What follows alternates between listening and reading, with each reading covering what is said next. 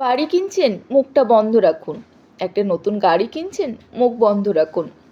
নতুন ব্যবসা শুরু করতে যাচ্ছেন, মুখটা বন্ধ রাখুন।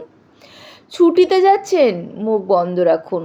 নতুন কোর্স শুরু করছেন, মুখটা বন্ধ রাখুন। চাকরিতে পদোন্নতি হবে, মুখ বন্ধ রাখুন। জীবনের বড় বড় মুহূর্তে আমাদের মনে হয় প্রিয়জন বা বন্ধুদের জানালে খুশি হবে, মনে হয় সুখ ভাগ করলে দ্বিগুণ হয়।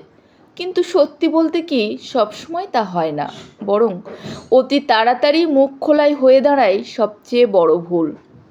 আমাদের স্বপ্ন আসলে এক একটা বীজ। এই বীজকে মাটিতে রোপণ করার পর যত্ন চাই, সুরক্ষা চাই। কিন্তু যদি খুব তাড়াতাড়ি সবাইকে দেখাতে ব্যস্ত হয়, তখন সেটি শেকড় গজানোর আগেই শুকিয়ে যায়।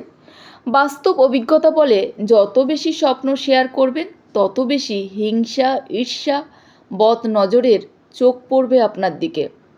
তাই এটা অনেক সময় আপনার সাফল্যের পথে অদৃশ্য দেয়াল হয়ে দাঁড়ায়।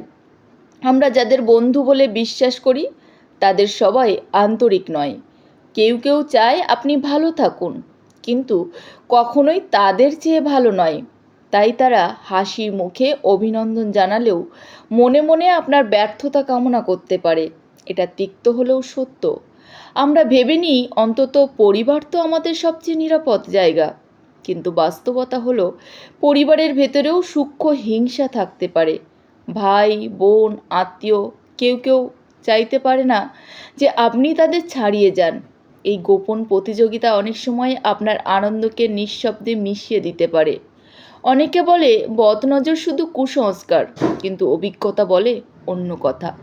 মানুষ যখন আপনার উন্নতি দেখে ঈর্ষায় পুড়ে যায়, তখন সেটি নেতিবাচক এনার্জি আপনার জীবনেও প্রভাব ফেলতে পারে। সনাতন, ইসলাম সহ প্রায় সব ধর্মে বদনজরের কথা উল্লেখ আছে। অর্থাৎ এটা কোনো কাল্পনিক ভয় নয়, নীরবতার দুর্বলতা নয়, বরং শক্তি।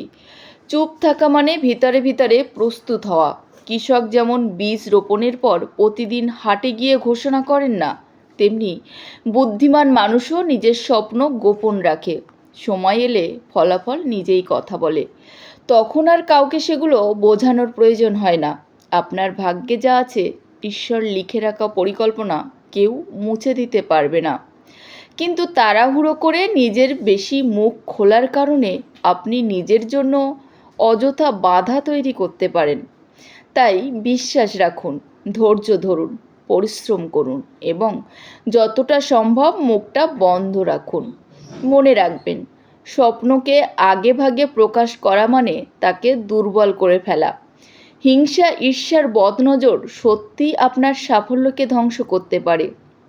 তাই যখনই জীবন আপনাকে কোনো বড় সুখবর দেবে, নতুন বাড়ি, গাড়ি, বিয়ে বা পদোন্নতি, তখন আনন্দে চিৎকার না করে নীরবে উপভোগ করুন।